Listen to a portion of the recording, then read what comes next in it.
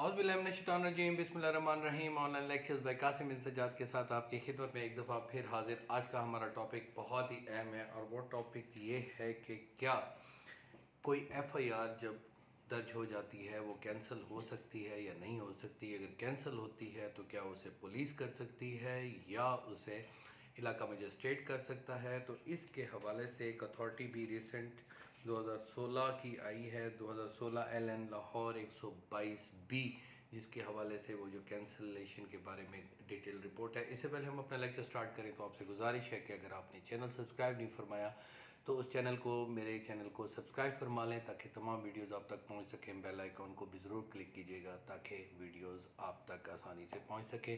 دوستوں کو بھی شیئر کریں اگر یہ ویڈیو پسند آتی ہے۔ علاقہ مجسٹریٹ جو ہوتا ہے، عام طور پہ ہمارے اساتذہ نے ہمیں پہلی بات یہ بتائی تھی کہ کوئی بھی علاقہ مجسٹریٹ جو ہوتا ہے اس کے گرد سول پروسیجر کوڈ جو ہے وہ گھومتا ہے۔ اسی طرح بہت زیادہ پاورز ہیں ایک علاقہ مجسٹریٹ صاحب کے پاس، اور پولیس آفیسر کے پاس بھی بہت زیادہ پاورز ہیں۔ یہ بات بھی میں آپ کو بتاتا چلوں کہ پولیس آفیسر جو انویسٹیگیشن آفیسر ہوتا ہے اس کے پاس اتنی پاورز ہیں کہ اگر وہ کوئی ایف آئی آر خارج کرنے پر تل جائے تو ایس ایچ او اسے مجبور نہیں کر سکتا کہ تم یہ ایف آئی آر ضرور خارج کرو یا نہ کرو۔ اگر وہ کر دیتا ہے کیونکہ اسی کی ہی اکیلی فائنڈنگ ہوتی ہے اور اس کے اوپر جو چالان جو 173 کے تحت علاقہ مجسٹریٹ کے پاس آتا ہے وہ باؤنڈ ہوتا ہے اس کو بھیجنے کا۔ یہ بھی آپ ذہن میں رکھ لیں، جو چالان آتا ہے وہ آئی او یا تفتیشی کی طرف سے نہیں بھیجا جاتا بلکہ وہ ایس ایچ او کی طرف سے بھیجا جاتا ہے۔ صرف یہ اس کا ایڈمنسٹریشن کام ہے۔ ایس ایچ او کا کام ایڈمنسٹریشن ہے اور کچھ نہیں ہے۔ وہ ایڈمنسٹریٹ کرتا ہے اور کوئی ایف آئی آر جب درج ہوتی ہے تو اس کے عام طور پہ تو یہ بھی طاقت ہے، وہ جو منشی بیٹھا ہوتا ہے وہ کسی کے تفتیشی کو دے دیتا ہے، تو عام طور پہ وہ بھی چینج نہیں ہو سکتی کسی خاص وجہ سے جب تک اس کا ٹرانسفر نہ ہو۔ کوئی ایف آئی آر کی انویسٹیگیشن ایک بندے کے پاس آ گئی ہے تو یہ نہیں ہو سکتا کہ اس کو فوری چینج کر کے چینج آف انویسٹیگیشن کسی اور کو دے دی جائے اگر وہ ریکارڈ میں بات آ گئی ہے۔ تو یہاں پر ایک اور بات میں آپ کو بتاتا چلوں کہ ایف آئی آر جو کینسل ہوتی ہے اس میں سول پروسیجر کوڈ جو ضابطہ دیوانی ہے، فوجداری ہے، اس میں کہیں نہیں لکھا ہوا کہ کینسل کیسے ہو سکتی ہے۔ البتہ اس کا جو حوالہ ہے پولیس آرڈر 1934 رول 24.7 میں یہ حوالہ ہے کہ کینسلیشن کیسے ہو سکتی ہے۔ تو ان لوگوں کے لیے کافی پریشانیاں ہوتی ہیں۔ ایف آئی آر تو کوئی بھی کسی غم سے پریشانی کی وجہ سے کوئی شخص کرا لیتا ہے، بیوی میاں پر کرا دیتی ہے، بھائی بھائی پر کرا دیتا ہے، بیٹا باپ پر کرا دیتا ہے، باپ بیٹے پر کرا دیتا ہے، بہن بھائی پر کرا دیتی ہے۔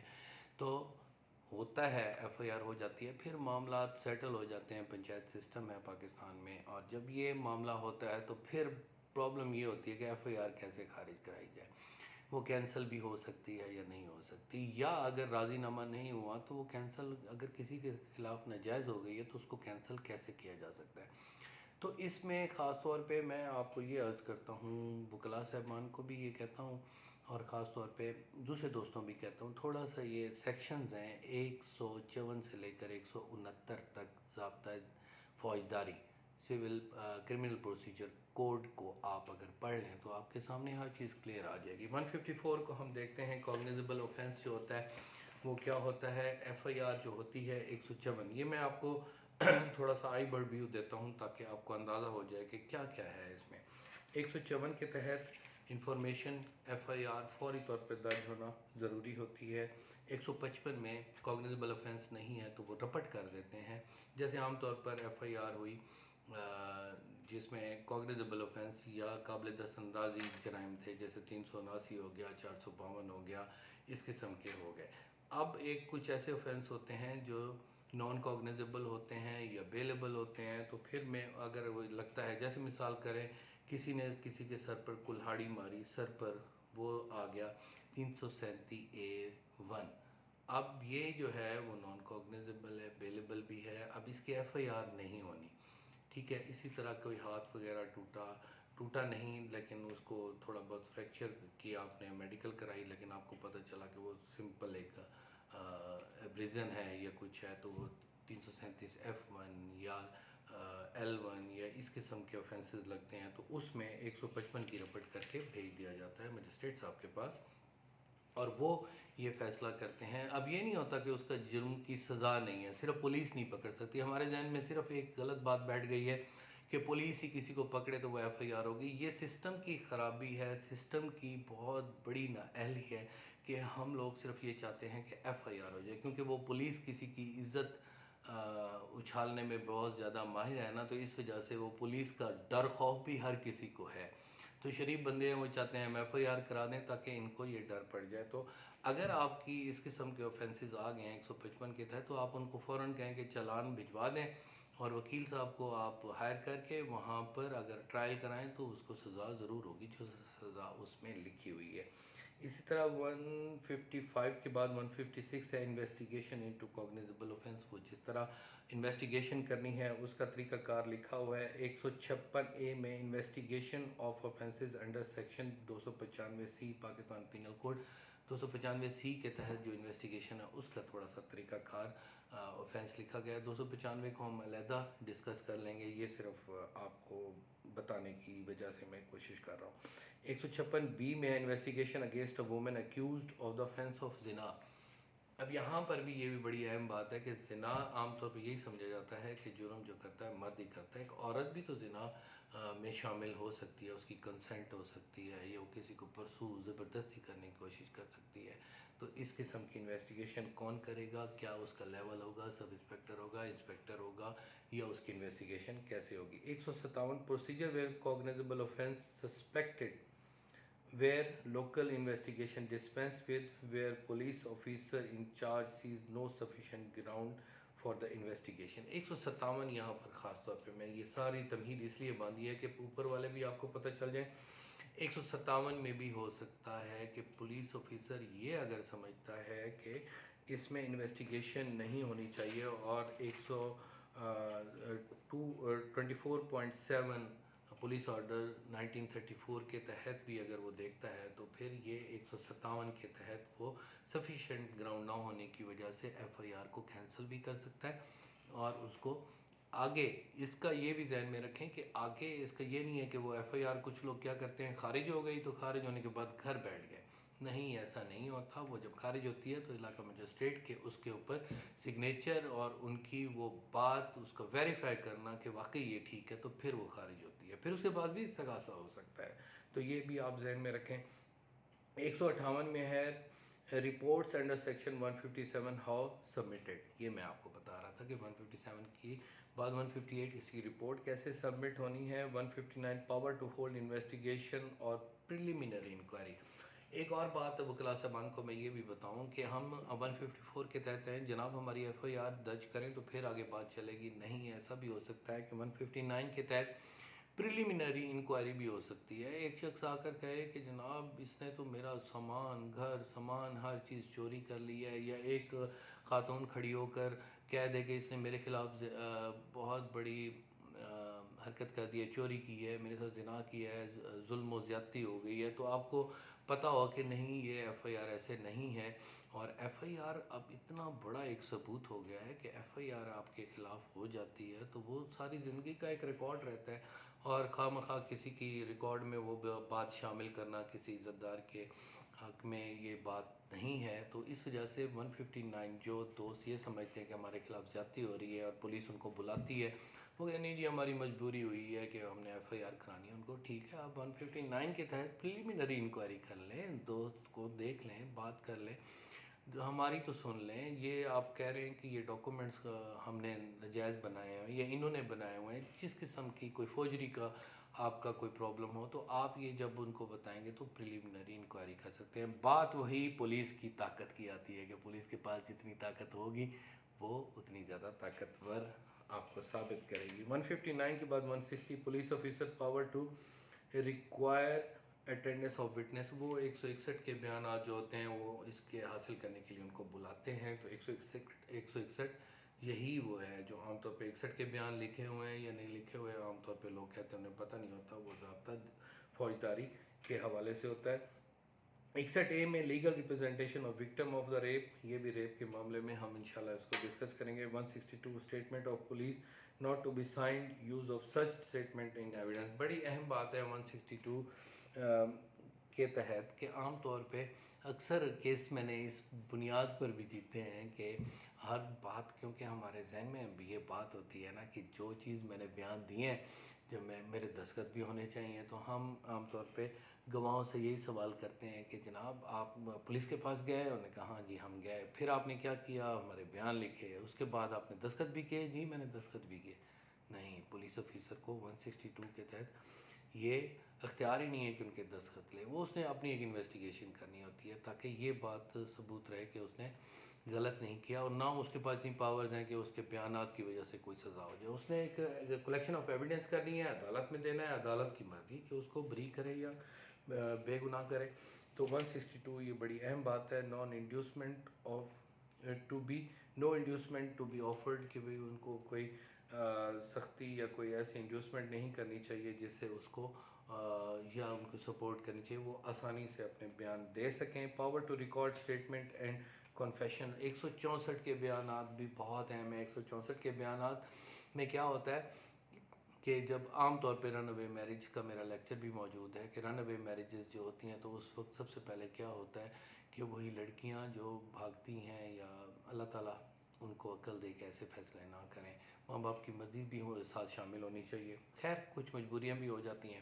تو اس طرح جو رن اوے میرجز جو ہوتی ہیں وہ اس میں کہتے ہیں جی 164 کے بیان ہمارے کیے جانے ضروری ہیں. ایک بات ذہن میں رکھ لیں کہ 164 کے بیانات اس وقت ہوتے ہیں جب آپ کی ایف آئی آر درج ہو جاتی ہے.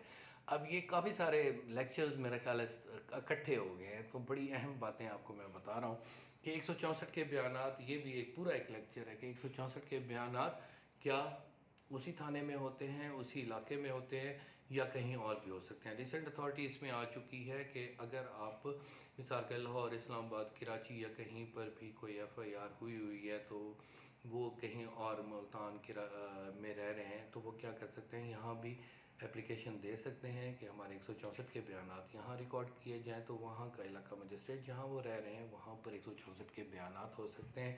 164 کے بیانات وہ نہیں ہیں جو عام طور پہ سمجھا جاتا ہے، جو عام طور پہ کرائے جاتے ہیں، جو زیر دفعہ 200 ضابطہ فوجداری کے تحت دائر کیا جاتا ہے کہ میں اپنے گھر میں موجود تھی تو یہ آگے. وہ ایک بیانات کی صورت میں ہوتا ہے کہ ایک ثابت ہو جائے کہ یہ بچی جو ہے ان کے ساتھ تھی، اور ججز کو بھی پتہ ہوتا ہے، ایک بیان آ جاتا ہے اور اس کے بعد وہ دارالعمان چلی جاتی ہے. شادی شدہ خواتین بھی اس طرح کرتی ہیں. تو شادی شدہ خواتین کو میں اپنے 16 سالہ تجربے سے یہ بتا رہا ہوں کہ آپ اگر کوئی آپ کو یہ کہتا ہے کہ شادی دوسری کر لے اور بچوں کو چھوڑ کر میرے پاس آ جاؤ، تو وہ دھوکا ہے، کیونکہ وہ کسی اور کو دھوکا کر رہا ہے. اگر وہ کسی اور کو دھوکا نہیں کر رہا، وہ کہتا ہے نہیں جی وہ میری جو بیوی ہے میرے ساتھ ٹھیک نہیں ہے، اب حالات چینج ہو گئے ہیں، اب وہ میٹریمونیل اپنا اوبلیگیشنز پورا نہیں کر رہی. یہ اگلے دن میرے ساتھ بہت بڑا واقعہ ایک دوست نے، ایک آسٹریلیا سے ایک خاتون نے مجھے بتایا، آن لائن ہی مجھے بتایا کہ یہاں پر ایک مولوی صاحب نے اس کے ساتھ اس کو 17 لاکھ روپیہ اس سے لے لیا، پاکستان بلا لیا، یہاں آ کر فرضی نکاح بھی ایک جیسا کر لیا، یہاں پر سارا خرچہ بھی اس بیچاری نے کیا. مسلمان ہوئی وہ، مسلمان ہونے کے بعد یہاں پر پھر اس کو واپس بھیج دیا. کہا کیا تھا کہ میری بیوی جو ہے نا وہ اب میرے ازدواجی تعلقات نہیں پورے کر سکتی تو میں بڑا مظلوم ہوں. کتنا ظلم ہے، کتنی زیادتی ہے، لعنت ہے ایسی زندگی پر، لعنت ہے ایسی عیاشی پر، لعنت ہے ایسے دھوکے پر اور ایسے نام نہاد اسلام جو آپ کہتے ہیں کہ ہم اس مسلم ہیں. کتنا بدنام ہوا ہے ہمارا وہ مذہب جس میں ہم کہتے ہیں کہ ہم عورت کو پروٹیکشن دیتے ہیں، لیکن ایک عورت کے ساتھ اتنا زیادہ ظلم اور زیادتی، یہ بھی بہت بری بات ہے. میں نے آپ کے ساتھ شیئر کیا. آگے 164A میں بھی medical examination of victim of the rape, اس میں بھی کیسے میڈیکل ایگزامینیشن ہوتا ہے یہ ایڈ ہوئے ہیں. 164B میں ڈی این اے ٹیسٹ اکثر دوست پوچھتے ہیں، لیکن وہ ڈی این اے ٹیسٹ اس طرح نہیں ہو سکتا کہ میاں بیوی کی آپس میں لڑائی ہوئی ہو تو وہ کہے جی میرا ڈی این اے ٹیسٹ آپ جا کے کراؤ. کافی سارے دوست، سبسکرائبرز، بہنوں نے، بھائیوں نے یہ سوال کیا جی ہم مجھے شک ہے کہ یہ بچہ میرا نہیں ہے. اچھا یہ آپ کا نہیں ہے تو پھر کس کا ہے؟ وہ لڑائی ہو گئی، جھگڑا ہو گیا. نہیں بھائی ایسا نہیں ہوتا. آپ پھر آپ کی کمزوریاں ہیں نا، آپ کہاں تھے، آپ کو یہ شک پڑ گیا تو اپنے گھر کو بھی مضبوط رکھیں اور اپنے شک کو بھی بہت زیادہ ذرا اتنا زیادہ نہ بڑھنے دیں کہ آپ کی ازدواجی بچہ ایک پیدا ہو گیا آپ کہتے ہیں ہمارا نہیں ہے، یہ تو غلط بات ہے۔